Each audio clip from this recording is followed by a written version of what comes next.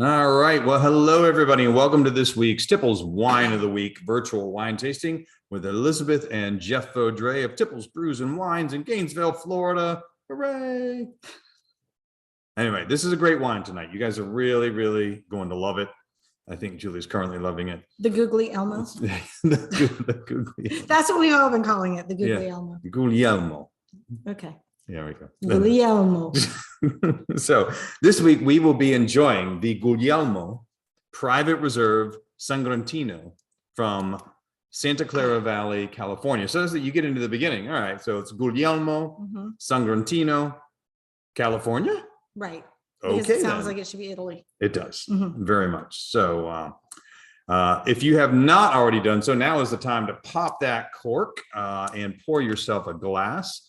I threw mine in the fridge for about 30 minutes to get it down to around 60 degrees for a cellar temperature start. Obviously, it'll warm up a bit in our Floridian mid 70s degrees households, but it's a great start for it. I also opened it up before I put it in the refrigerator, so it's had 30 minutes to breathe-ish. I mean, it was just the cork being pulled out, so it just had minimal contact with the air, but so most of our evolution will happen now that's in the glass. All right, let's pull up the slide. We'll talk about ratings and pairings before we delve into our thoughts. So the Guglielmo Private Reserve, Sagrantino, Santa Clara Valley, California. Ratings on this guy, it's actually a really small winery, fairly small-ish winery. So they don't have their wines rated in the bigger ones, the bigger venues, which is fine. They do have awards though, and so what I kind of like about these awards is, all right, so you can't just say, okay, it's 94 points, this and that kind of a thing, but you're not paying somebody to review these. These are competitions that are, they're in California against some of the best wines in the world. Cool. And so when you're pulling a gold in these areas where there are beautiful wine production areas, I don't just throw that out. Some people do. Some people say, oh, it's just a small thing. But I think it's worth at least noting once again. And I give it a little extra credit because, you're not paying someone to look at it and give you a rating. Right. There's no, it's genuinely has to win on its own merits. Food pairings with this guy. It's a big wine, which is why I know you'll love it. Beef Wellington with mashed potatoes and cream spinach. That comes right from the winemaker as a suggestion. Italian vegetable and beef stew. I thought was another possible good one. Nice sharp cheeses, cream cheeses or creamy cheeses, but a little more intensity. It's a big wine. It can go with a lot of things. Okay. Let's jump back over to us. Varietal content in this guy, it's all Sagrantino. Alcohol, 13.5%. So is Sagrantino a name of is it a double name of something, or is it that's a good question. We've never had this before. Right. That's a good question because there are a lot there are many regions, especially in Italy, but in where they'll the name of the grape and the location are the same. Right. Not in this case. Okay. Sagrantino is the name of the grape. Okay. It is from, which we'll talk about where it's from in a few minutes. Okay. And it's not another name for something we've had. No. Good. Okay. Yes. Right. No, it's not. Okay. I didn't understand what you meant, but good question also. Okay. And no, this is its own grape. We've never had it. Okay. All right, cool. So, well, certainly not as alone. We might have had it as part of an Italian blend. Okay. But not a single varietal. Right.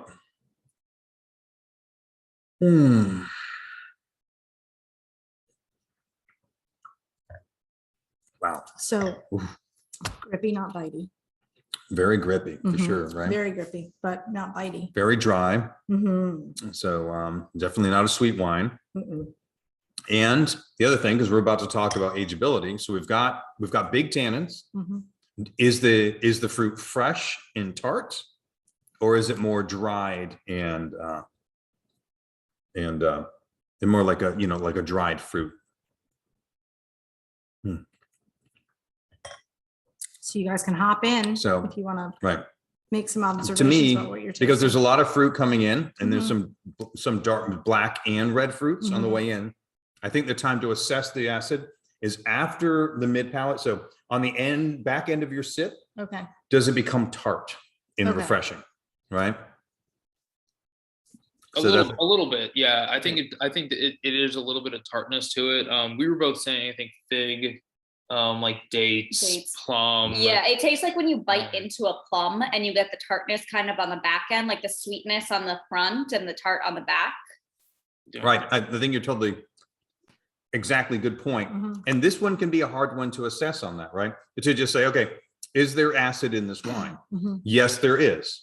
But it starts out with such a deep, dark fruitiness. Yeah. You got to wait for that to pass a little bit. And does it become kind of like a red, fresh cherry on the end?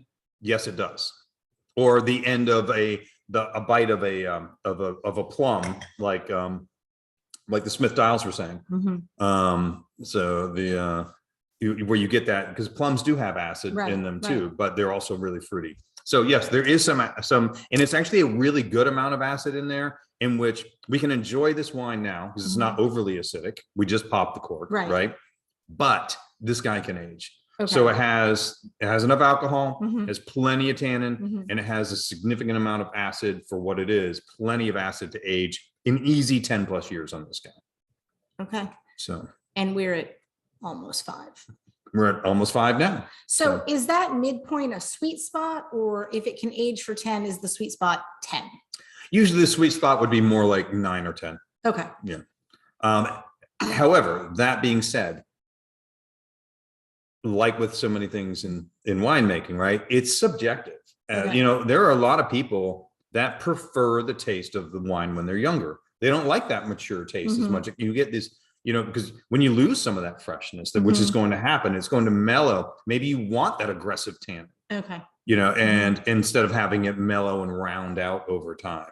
So it's within so I would call it, I think, a better description of not, you know, it's the time of maturity, sure, but that almost implies, like you said, it almost implies there's a right time to drink it. Okay. There's not. There's a window of, you know, So let's call it a window of delight. probably. Okay. That'll be the wine term next week. Wine term, of delight. window of delight. Terms Jeff pulls out of his. So like with what I like, because I like aggressive wine. So now would be a better time for me to drink it than at 10 years when it's mellowed. Yes, almost certainly. All right. Yeah, because you like them a little more aggressive. Yeah, I like them young and aggressive. All right, so on this guy, small. When I said small production, once again, where I talked about how it doesn't have ratings from the traditional venues, only 294 cases of this are produced. Oh, wow. Yeah, this is not a large production item. That's crazy. Right? Yeah. So let's talk about oak a little bit before we get into a little bit. So this guy is oaked French oak. Okay. But young French oak. So we talk about like boom, but this, but that. Okay. So what I said, French oak is not as aggressive as American oak, right? American oak gets a lot of vanilla and dill qualities in there and really interacts with the wine. French oak is more subtle, but young oak, young barrels are much more aggressive in asserting their character than older barrels. So we're dealing with a less aggressive wood, but the more aggressive youth of that wood. Okay. So there is an oak effect, but it doesn't overwhelm it. So what effect is it having on it? So let's go with what it is not, right? Okay. We'll start. So it's not, if you're drinking this, you're not thinking, oh, this is a vanilla berry bomb. We're not doing creme brulee berries here, right? I'm getting a lot of spice.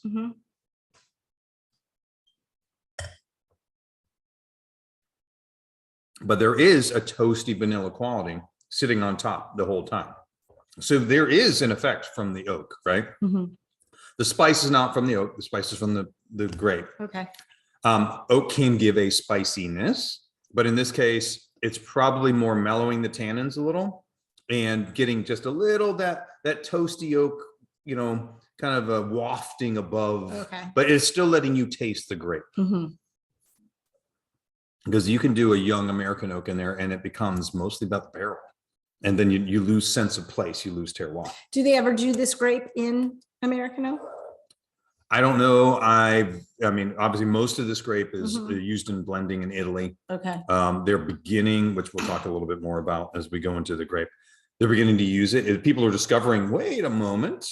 They're beginning to use American oak. No, they're beginning to use this grape more. Is Okay. anyone using American oak? And, I don't know. If they are, I think it could be a very good wine. Okay. It's going to be different from this. Mhm. So when I say American oak versus the French, it's not a judgment.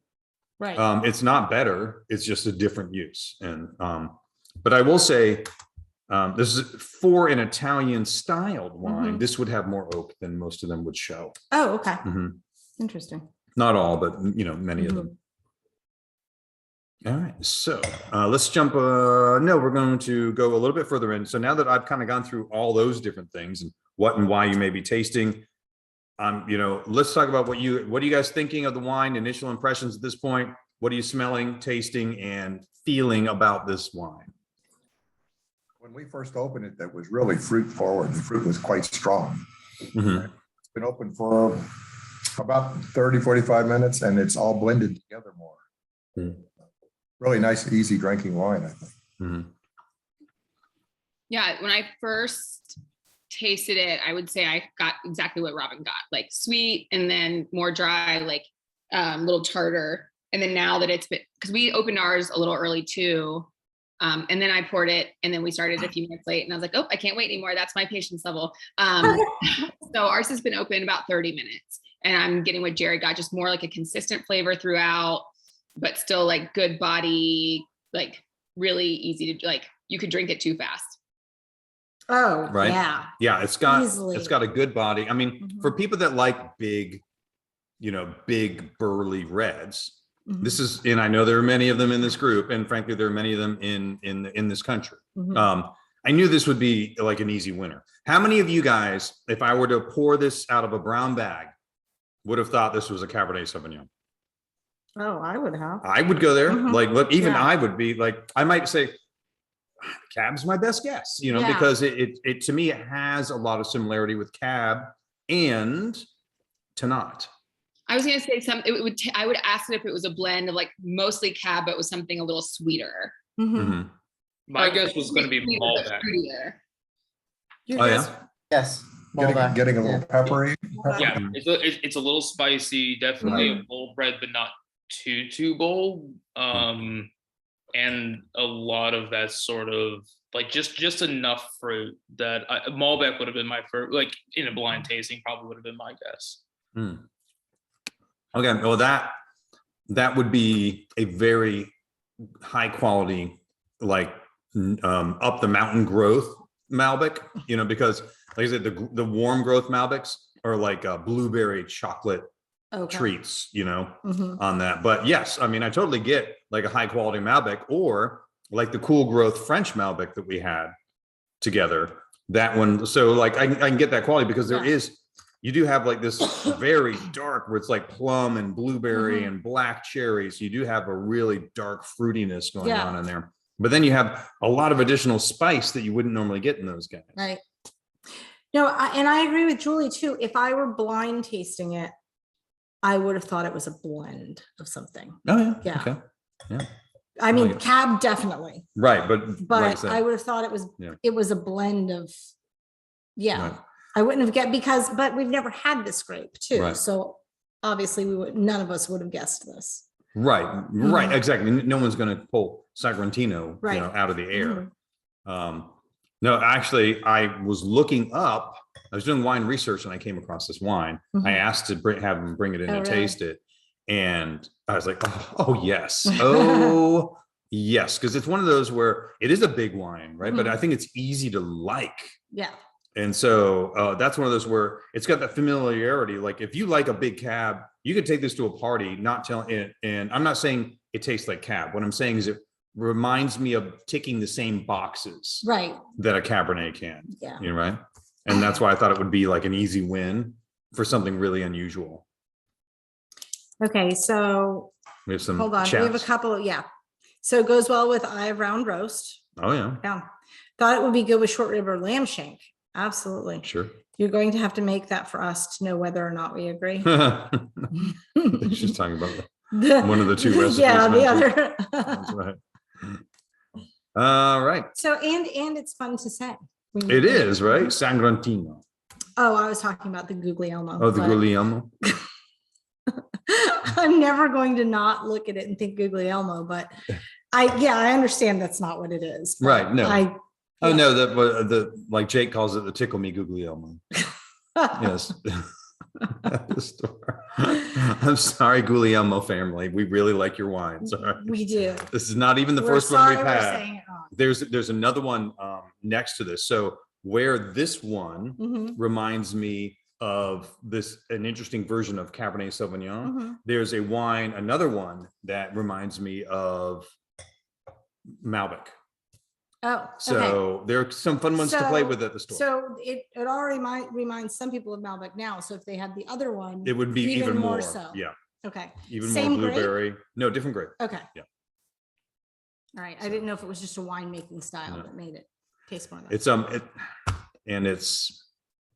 It'll come to you. it'll probably come to me. The problem with the other grape that always messes me up Mhm. is it also starts with a G. So it's a Guglielmo and it's a G in the grape. And so then Okay. they blend together in my head. And it's Yeah. another like Italian It's grape. very so Italian. Okay. Yeah. Yeah. Another one just like this. So, Cool. Okay. Let's jump in. So I think that was a great start. I think everyone's enjoying the wine. Mhm. So let's do a wine label review, right? The new section here. I like the black with the gold. Oh, right. Yeah, Yeah. The new one. I like the dramatic look of the black with the gold and then the white. Right. Yeah. Mhm. Because I don't know. I can't remember. For a little while, we had like two different pictures of this, and it was the previous label, okay. which was white. Ah, And this looks I really like the really drama great. of it. Mhm. So Guglielmo, private reserve. Private reserve. All right. People throw in reserve and private reserve. There's no distinct definition for what a private reserve means. All right. None. So that doesn't necessarily tell you anything. It can mean, and in my opinion, should mean that there is like a standard one, and then this is the reserve, right? Right. But a lot of people, and people that I like, Garzone, Mhm. they call their standard to not the reserve. I'm like, reserved from what? This is your standard to not, and then they have a single vineyard. So I don't know. Anyway, the bottom line is, which I think is something to take with you. Reserve, private reserve, these words don't necessarily mean anything.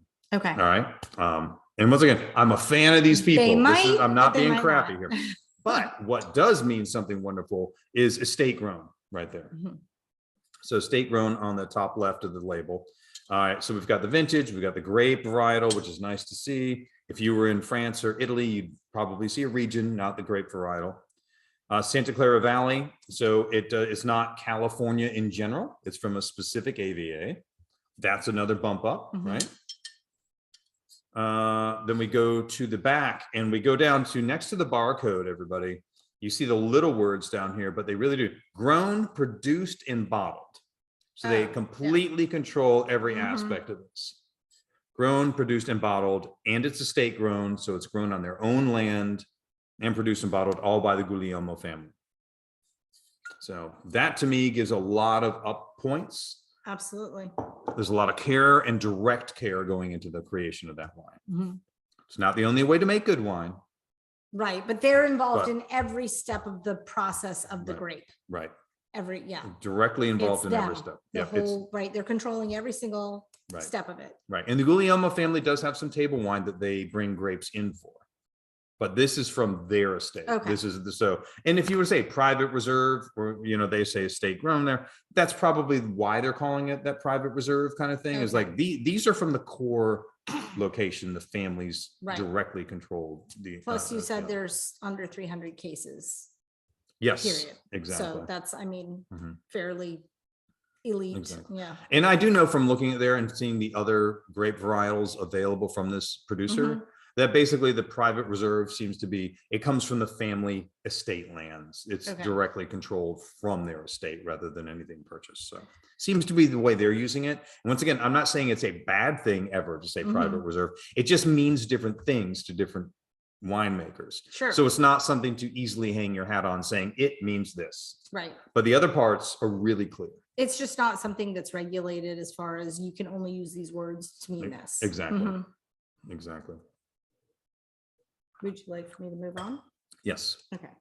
All right. So Sagrantino. here we can see clearly it looks nothing like other red wine grapes on the vine, right? It's very distinctive. I always make fun of it because grapes look like grapes. They do, but they actually look a little bigger than some of the other ones that we've seen. Well, they're certainly going to And be it bigger than could Petite be the Syrah. picture, but Yeah. mhm. Anyway, they are beautiful. And that looks like an old vine because look how thick and gnarly that is. Mhm. That's pretty cool. So This is theirs, or no? This is just represented. that's just represented. That's the grape in general. So the origin of Sagrantino is central Italy Okay. in Umbria. So is it called Umbria there? No, it's called Sagrantino. Okay. So when they say central, it's literally central. It's in the middle of the middle. Yes, it is. So, but you can see like Sagrantino's right down here at the bottom of the list. It's still not a lot of it grown even there, Mhm. though it has been discovered that it can make a pretty great wine on its own. Okay. So I saw several articles talking about the future of Sagrantino looks bright. And I expect to see it, a lot of this over the years, even in California where it's grown, when it's grown in California, has been used to blend with red blends. They buy a lot of it and say, oh, we're going to throw some of this in there and just Mhm. not mention it because it's delicious, and you can see it would work wonderfully to, if you wanted to make a Merlot a little more burly, because you've got plum characteristics Yeah. and Merlot's plummy, Mhm. so it could go with a Merlot, it could go with a Cab, it could go with a Malbec and would really blend beautifully. So, or as the winemakers in Umbria would say, they'd probably say, well, or you can blend it with Sangiovese, which is what we do. Fair enough. Okay, so flavors that we can get out of this guy. Plum. All right, so we covered plum sauce, plum. All right, either way.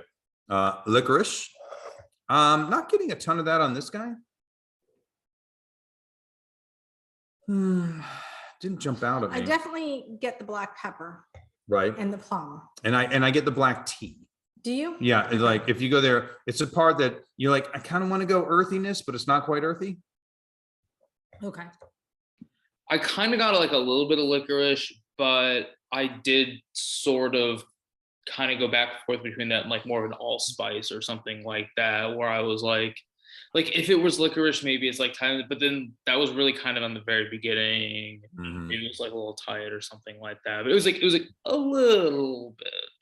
Yeah, I can get a little, like I just gave it a good chew on my palate, really let it run around. And I'm like, all right, I can go licorice, but I like the allspice on this one, and it doesn't mean it's not there on other ones, but for this one, I'm like, I get a little anisey quality to it. Okay. Mostly though, I go clove and allspice and, and a nice black cherry and that kind of a thing. It's so hard for me because I don't Tea like on this. so it's hard for me to think, I'm sorry, what did you say, Harriet? It's I get tea on this, but I don't like Earl Grey, like a little bit. Okay.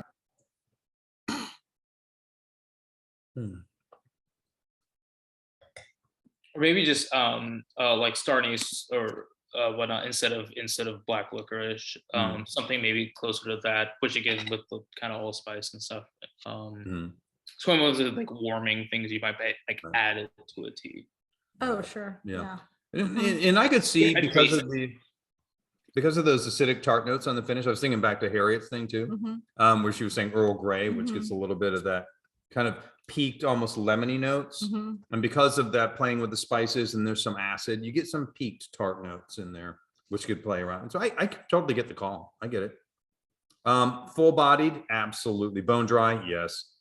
Not a dessert wine. Full bodied, high tannins, absolutely. Medium high acidity, medium to high acidity. Yeah, we're a medium, maybe medium plus for a red wine. Probably medium. I'll give it medium. And then alcohol 13.5. So it's on the more elegant side. It's not as they obviously come with more heat, packing more heat. Yeah, because this is on the low end Of that that it comes to 15%. Right. Yeah. So, all right. So this is actually the research that got me into this. All right. It may be the healthiest wine in the world. I was looking up Tannat because you guys know my thing with Tannat, right? I love Tannat. That's my guy. And I was looking it up now, and I read that it was the healthiest wine in the world. And then it said, oh, hold on there, buddy. Sagrantino edges it out. So then I said, well, I need to taste the Sagrantino. And that's what brought me here, was this research specifically. But what I think about, a lot of the health comes from like the tannins, which bring you antioxidants, the polyphenols, right? And you think, all right, Tannat is really big, but Cab is really big, right? And you can see, but there's a huge difference proportionately. Right. Not that, you know, Cab's great, but between that and Tannat and then going up to Sagrantino. There's a giant leap up. Right. Yeah, so I thought that was kind of fun to say, you know, there's a huge change. I mean, so this is pretty much health food. Oh, absolutely. I mean, you know really. what? You guys are all welcome. You're going to live like 7 minutes longer. I mean, you could drink it every night and live even longer than that, We're going to be 200 years old. right? That's right. So anyway, I thought that was I thought it was pretty cool. Mhm. And that's what got me looking into this. So wait, go back. So the polyphenol Mhm. is another word for tannins. No, so the tannins deliver the polyphenol. Okay. All right. They're not the only delivery source, but they're a major delivery source of polyphenols. Okay. So the more highly tannic a wine, The more you absorb it. usually you will have more antioxidants in the form of polyphenols. Oh, okay. Cool. Right. So Polyphenols are alcohols as well. They're alcohols as well. He said. No L on the end of the first word, that means alcohol. Mhm. no, there you go. So if we had the 15.5%, we'd be even healthier. Well, you know what? That's probably what we should go for. I'll get to work on finding. So Okay. it's all right. You want to go to the word of the week? Is that what we are too? Well, next? no, it's a thick-skinned grape. I was just going to cover a little bit Okay. more. So it's a thick-skinned grape, Mhm. and like Tannat, it can be acidic and bitter. It can be astringent Oh, if it's not if it's grown poorly right. grown. Okay. Right. So this is a grape, which is why, you know, they're like Tannat and a lot of people said, oh no, Tannat doesn't make any good wine. Well, You have to grow it right. You got to grow it right. You got to work with it correctly.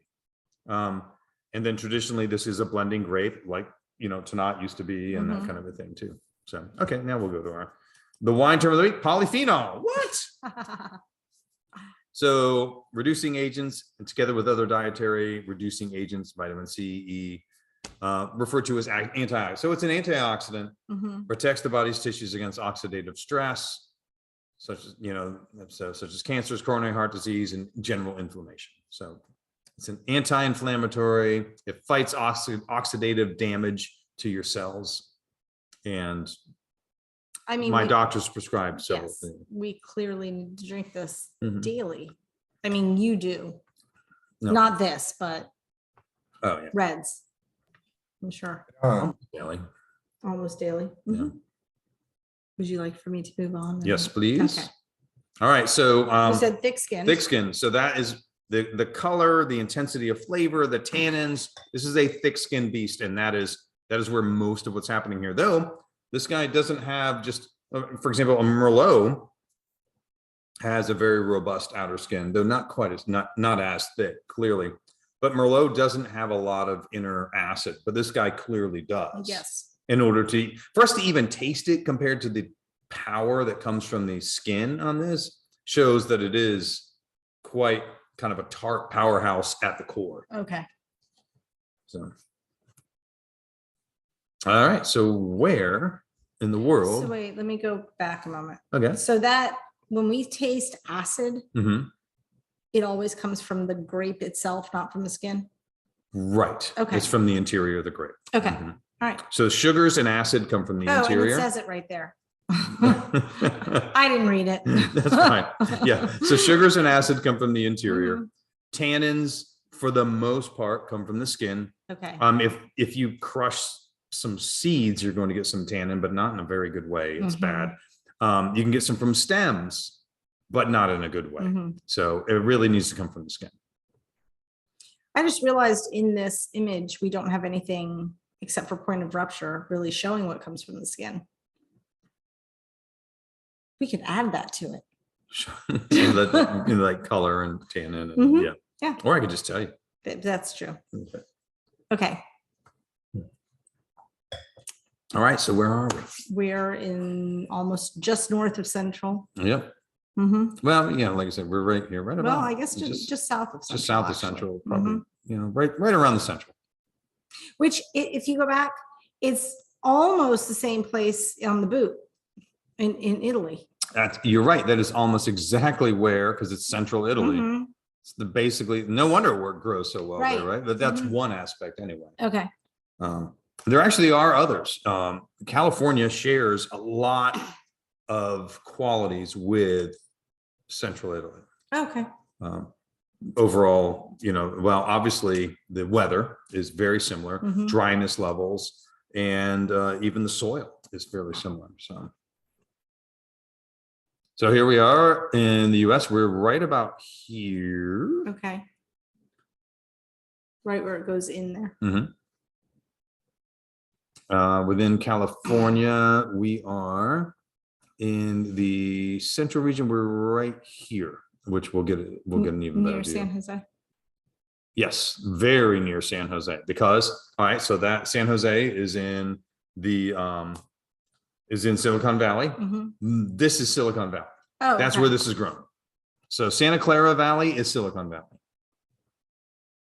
Depending on what you've been, you know, doing for profession, you There may it have been there a is. lot. So there it is, Santa Clara Valley, right on the inside there. So there's San Jose, right here, a great growing region on the inside, warmer than on the Santa Cruz, you know, ocean side. And so Santa Clara Valley, also called Silicon. All right. Plantings began during the gold rush era, and because of French and Italian immigrants coming out to try and make their fortune and bringing cuttings with them to, you know, put down roots, so to speak, and stay in the area. And the climate and soil, like I said, is actually much more similar to Tuscany in Italy than it is to any part of France. So a lot of discussion is being had right now in the original plantings throughout California before Prohibition Mhm. were dominantly Italian.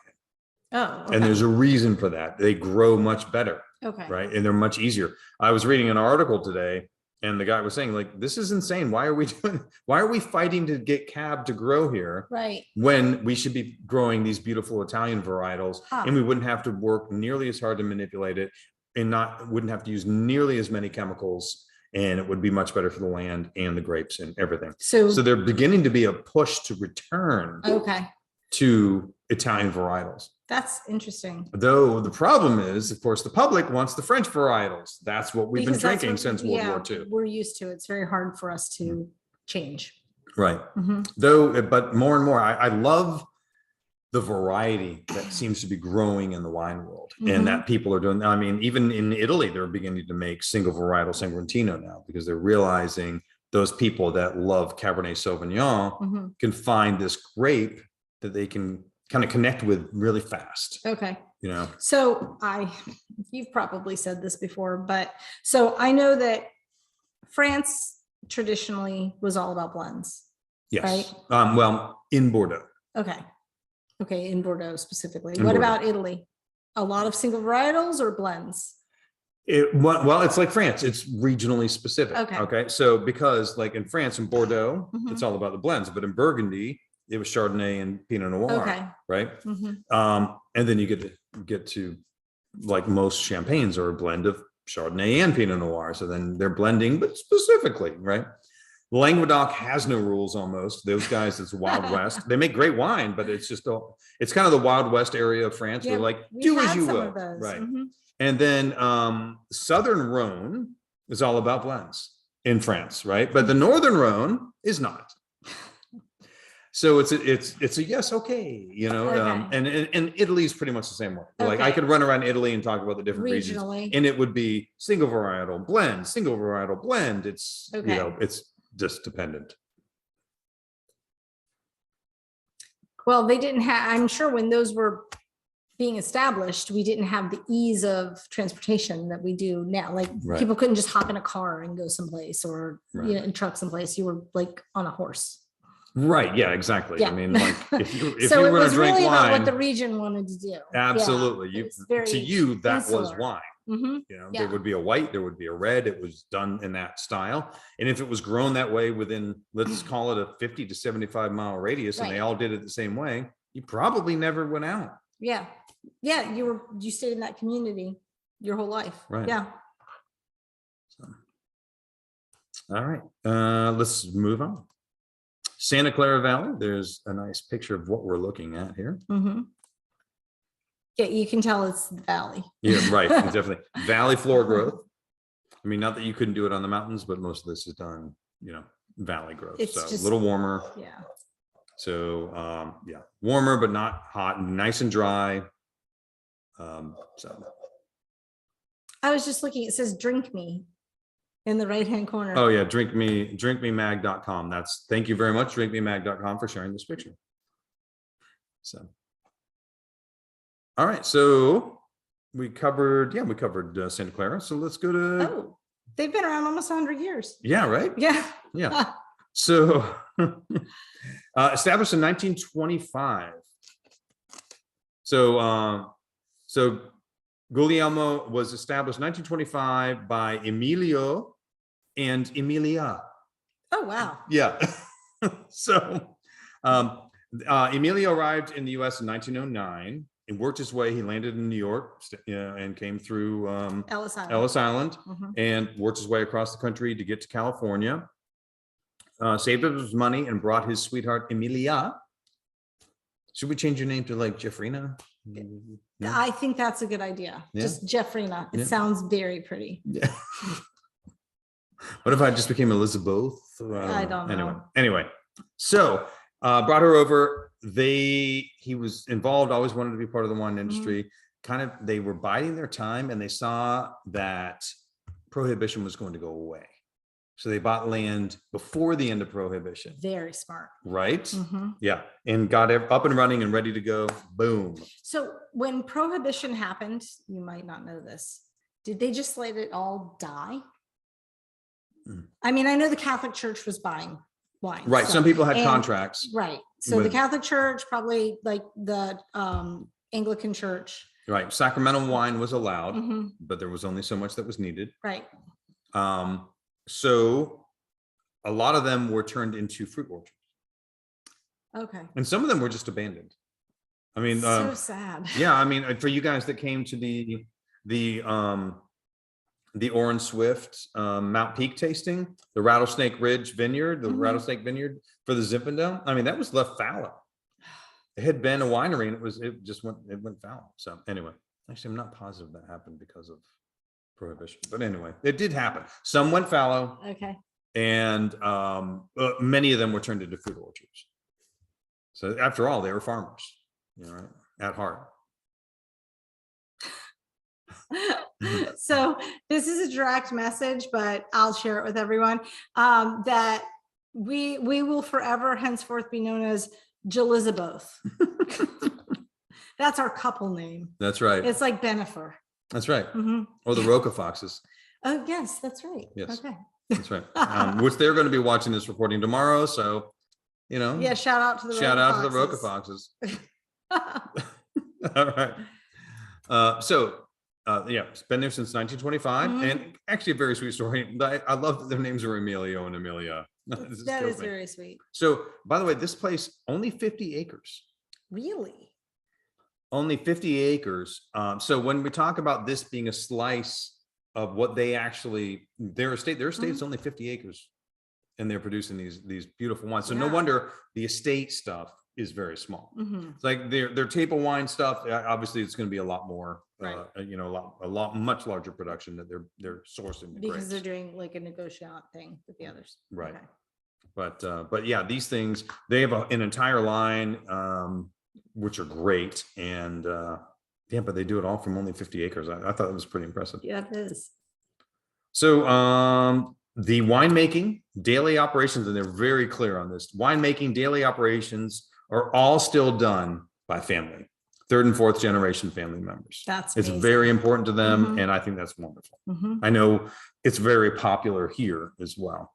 There they are. There's Emilio and Amelia. That's awesome that they have that. I'm assuming this is from their website, Yes. that they have a picture of both of them there. Mhm. It's actually a very clear picture for back then. Right. Mhm. So they were from the Piedmont area of Italy. So Where is that? that is the Northwest. Okay, so I was just gonna guess because, and as a lot of you know, my maiden name was Scafuti, so my dad's Italian, but he has light eyes. So I was gonna Oh, guess yeah, well, northern. Yeah, it's because near of- the Alps. Yeah. Mhm. Absolutely. And that's where they make Barolo, Barbaresco, Barbera. Nebbiolo is the grape for Barolo and Mhm. Barbaresco. So, and Dolcetto is all up in that area. It's one of my favorite areas. And arguably, there are people that argue about what is the most prestigious Mhm. wine of Italy, right? And whether it's Barolo, Brunello, or Amarone could all be argued. But the bottom line is Barolo is from, up in that area where they are. So anyway, all right. So Do you know how long he was here before he brought her over? I don't know. They just Okay. said he began saving his money to bring her over as soon as he could. That's what my great grandfather did. No. Yeah, but he went back and she had died. So then he found somebody else to marry. And that was my great grandmother from the same Village. Same village. Oh, she died. I'm sorry. Right. How about this one? Exactly. I mean, back then, it could have been a sister. You Hey, never know. no, 'Cause that's a they good did that point. a lot, but Right. mhm, Hard times. We live in much Right? better times. yes. All right. So there's the winery from above. And you can see their little 50 acres kind of Yeah, runs no, around. I love Yeah. it. It's all so compact there. And then you Mhm. see all their fields. And by the way, surrounding the them. wine is fermenting in some of the wine, Mhm. probably not this one, but in these tanks Outside. outside. Huh. Well, it's amazing what you can do when you're not covered in insects and humidity. Well, that's true. I noticed that when I was looking at the breweries out in Colorado too. Mhm. I'm like, how can this be outside? In Florida, that's not possible. That is true. Bugs and humidity. Yep. Come to Florida. Come for the humidity, stay for the bugs. There you go. Jerry Jerry's did. like, yeah. Job security. That's right. All right, here's the inside. Just kind of a nice, lovely. I'm going to go taste some wine there. Oh, yeah. It looks wonderful. Yeah. And they even have a wedding chapel, or they have an event room, but they have weddings there and stuff too. Yeah. It's all beautiful. Right? Mhm. I think it looks like a great place. That to would go be so visit. cool to get married in a winery. I agree. Mhm. Yeah, which wine do you serve them? I'm pretty sure they're pretty strict about that. I would think. All right, so we don't have a direct guide or comparison, Right. Points wise. So this is going to be on you guys, but everyone that's tuned in this week has been with us multiple times. So I think we're all pretty good about this.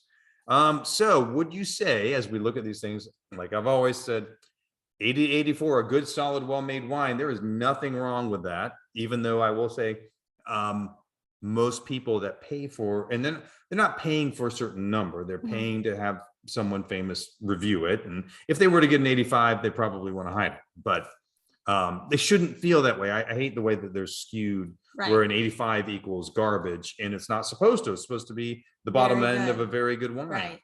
But Mhm. 90 to 94, outstanding. 95 plus, a classic. So let me know what you guys are thinking. Okay.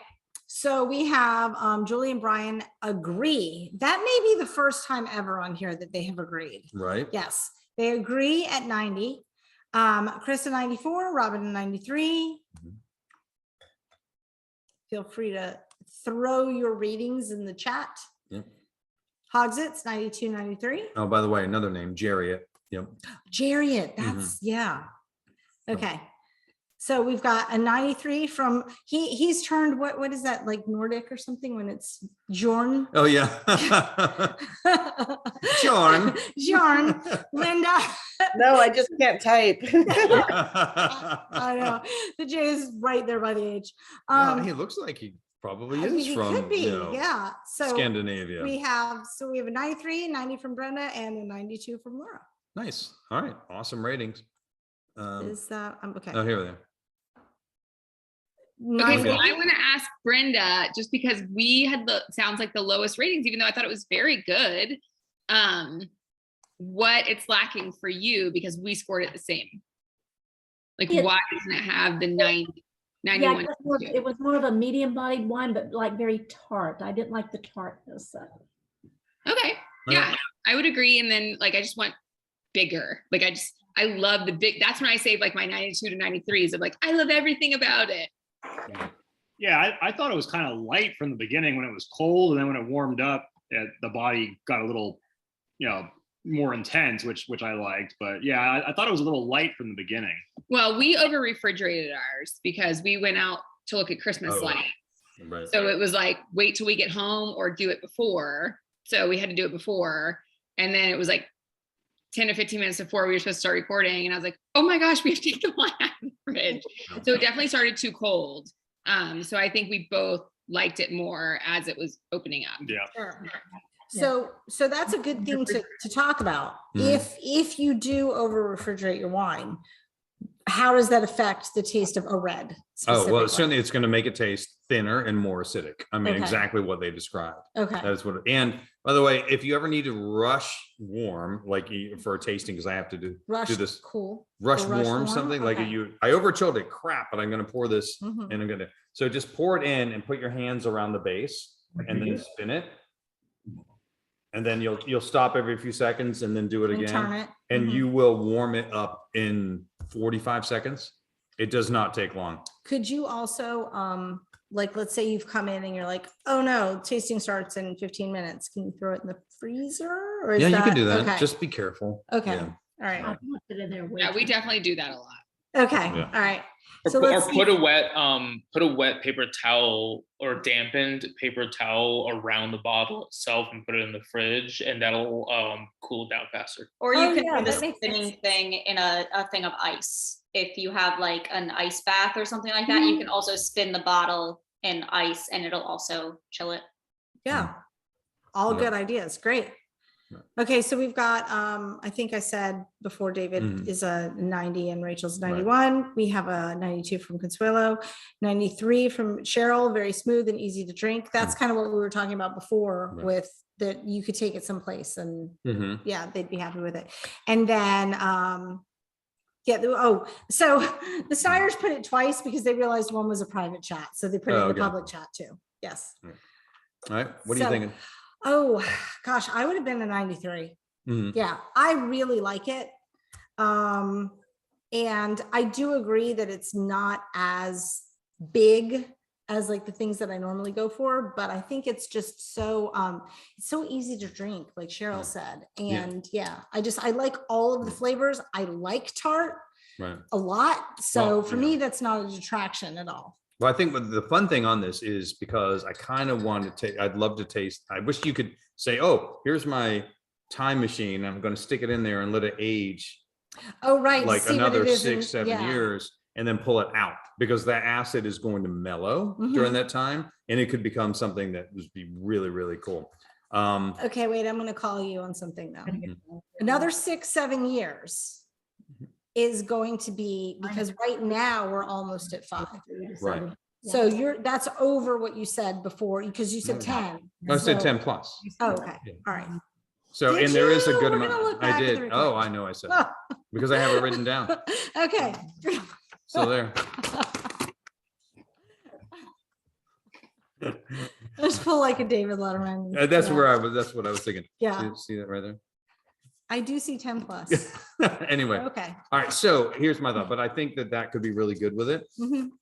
Definitely give it some ageability. The other side of it too, which I think is interesting to point out, is the word big, right?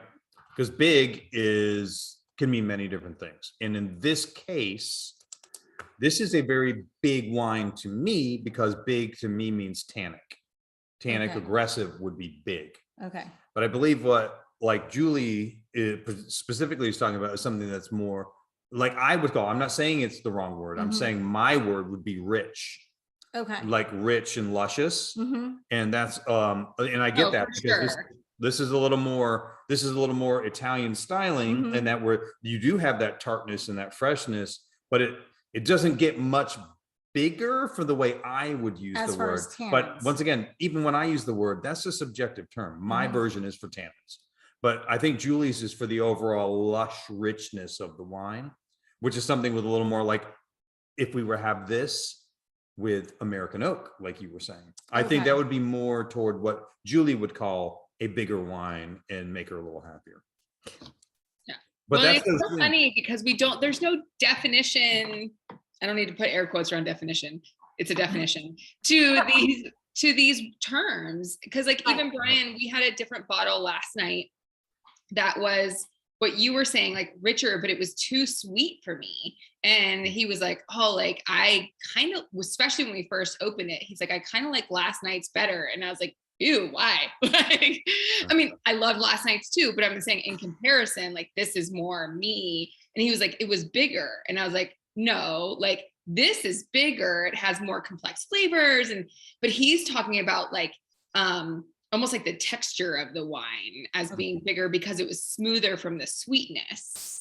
Right. And so it's just funny how like we all have our different terms. I wish there was a better. And there are certain Yeah. vocabulary terms, like for example, there's one that you use a lot, which is you use the word sweet, but it's about fruity. Yes, that's because fair. technically sweetness in a wine is measurable. That's one of those that is. And there's only a certain amount of residual sugar left. So therefore it would be like, no, it is empirically not a sweet wine because you can measure the residual sugar, Right. but it doesn't mean experientially that it's not. You're right. So Right. you're using sweet very reasonably so because it was a very fruity wine. Right. Yeah. And that perception is going to come through like, oh, well, fruity is sweet because fruit is sweet. And you're right. Those are those things which is why I'd rather have like this discussion that might take an extra few minutes because I've gotten used to like how certain, especially with you guys, like, oh, you say this and you're thinking that, which Right. is, You're a good interpreter because you know us. well, yeah. And I want to make it very clear, which I know I've said it and I don't want to beat it into the ground. It's none of it's wrong. It's me reinterpreting it to the way I like to describe it, not because I'm right, so. Mhm. You have an expertise though that the rest of us don't have, and that's why we're here. So you can pat yourself on the back a little bit. All right, fine. All right. Well, bottom line is I think it was well enjoyed. Mhm. A great new exploration. Yeah. Right. Our range was 90 to 94. So, Right. So mhm. I would give it a 93 as well, by the Oh. way, just so you know. Okay. I wow. was with you. I was with you. Huh? I said I was with you. Oh, okay. I can't remember what our name was now, but we give it a 93. It's Jalizaboth, I think. It's somewhere in there. We go, Jalizaboth. So we give it a 93. Yes. All right. So I really do like this wine. Actually, I love the thought of putting this guy away for another 5 to 7 years and seeing where it goes, which I think is a lot of So fun. we need to grab another bottle. Yeah, I could do that for Okay. sure. So I had one last little question here. So I think you talked about this like a week or so ago, but so the date on the bottle is 2017. right. Is that when the grapes are harvested, when it is put into the bottle, or otherwise? Because so when you it's know marketed. when Elizabeth was asking about like, well, so it's already been 5 years. I'm Right. like, has it, because is this a 2017 harvest, but maybe they didn't bottle it immediately, therefore this could really last for an additional 8 or 9 years. Right. So it is the harvest. So you're right. It is so the 17 is the harvest year, but with this winemaking, that would have been within that year. And so that would be fine. There are some like you will get into other areas where they say this is the 2017 vintage, right? Mhm. But it wouldn't necessarily be bottled until 2019. Because Okay. they'll give us some additional aging in barrels for that amount of time. So you say, oh, well, this got 18 months in barrel. Well, Mhm. okay, so that wouldn't get in the bottle until 2019. Okay, kind so of this thing. was the harvest, so we don't know when it was bottled. Right. Mhm. I think it was in 17 because I don't think it Okay. was more than a year Okay. aged. Okay, And then the fermentation actually happens pretty fast. all right. So that is my Oh. belief on this one. But Chris makes a good point in that it's not always the case. I mean, you'll get some things like, especially like Rioja is a great example, where you've got Crianza, Reserva, Gran Reserva, Mhm. and all of those have a combination of a certain number of months in barrel and then a certain number of months in bottle before they can even release it. Okay, So there are a lot of Gran Reservas that are Mhm. being released this year that are 2012s, okay. and that's their current vintage. So is that year of being the harvest, that is uniform throughout the wine industry? As far as I can think of off the top of my Okay. head, yes. Because it is That's supposed to be gotta be one of the representative. only things that is uniform Right. across all countries and regions and all of that. Right. Yeah, Yeah. So it is supposed to be representative of what happened to those grapes that year. okay, all right. Mhm. So when we start getting ones from 2020 Mhm. and we're like, oh, there's a smoky quality to it in 2019. Yeah. Well, From those California? from California, there were, what they're doing with a lot of those Hmm. grapes, turning them into vodka. Oh, huh, Yeah. I just read an article the other day. interesting. Yeah. Because they're not okay. Look at, we have two cats on the screen now. We do. Yeah. And they are very similarly colored, Mhm. or at least they appear to me right now. Right. Anyway, but yeah, they're turning a lot of them into vodka.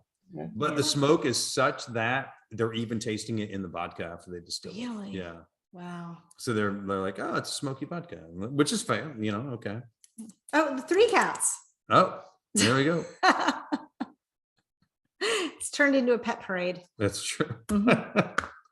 Okay, but All let right. it be known that Davy and Rachel's cat matches their dogs. Oh, that's a good Guys, point. Oh, true. You took it too far. And her hair. Man, we might have to. No, I have a dirty joke going in my head. Never mind. Oh, okay. It's okay, let's hear it. I was going to come up with with another nickname for some part of the crew, like Narcissa Snyder. Yeah, well, there you go. I have dirty things. Okay. Okay, so let's finish up. All right. Back to the slides. Thank you very much to our sources. Wine Folly, always, they're amazing. 750.com, Wikipedia, California Winery Advisor, Wine Enthusiast, and Guglielmo Winery. Thank you all. And the other one that I mentioned earlier, live. It was at the bottom of one of the pictures. Drink me something. Yeah. Well, we said it at the time. Yes. All right. So, all right. So the next wine tasting we are going to take next week off because it is the week of Christmas. So And we have the live tasting in the store. we do. on We Monday. have, right. So Mhm. it would be like, we would have the in-store tasting Monday and then the virtual tasting Tuesday. Right. And it was just going to be a whole lot. We And I just- think a lot of you guys are going to be in the store with us. Mhm. So We I just figured why push decided it? for the week of Christmas, it was one more thing for people to kind of be obligated to. So we Right. decided to take the virtual week off, but we will be back the next week. Right. The next week, the 28th, we will be back. Mhm. And actually the wine that I thought we were going to do is not available. So we'll see. It'll be something awesome. We're not doing a sparkling? Well, I'm working on one. Okay. All right. I had a really, really cool one planned that would be a combination of delicious and really interesting. But So yes. either Chris or Robin, is this wine bottled by the Riddler? Yes. So so I have not officially picked the next wine of the week Okay. yet. So we will find out in real time as I find out what is available in this. Will you be COVID. able to announce that on Monday at the in-store tasting, what the next one is for the virtual tasting? I hope so. Okay. All right. I should be able to. So anyway. I've been talking with my kids about goal setting, so Mhm. there's your goal. Well, I've got the feelers, run out Okay. with what I want. And so we shall see what I Okay. can find. All right. So, all right. Any last comments about this wine before we turn off the recording? Okay. All right. Well, yeah, I have refill? nothing. I know. So I need more. It's always a good sign. Oh, Just put that anywhere. that's okay. The counter needs some wine. It All looks right. thirsty. Okay. Thank you all for joining Thank us. you, everyone. I'm glad you enjoyed it. Cheers. I'll see you guys in the store. So,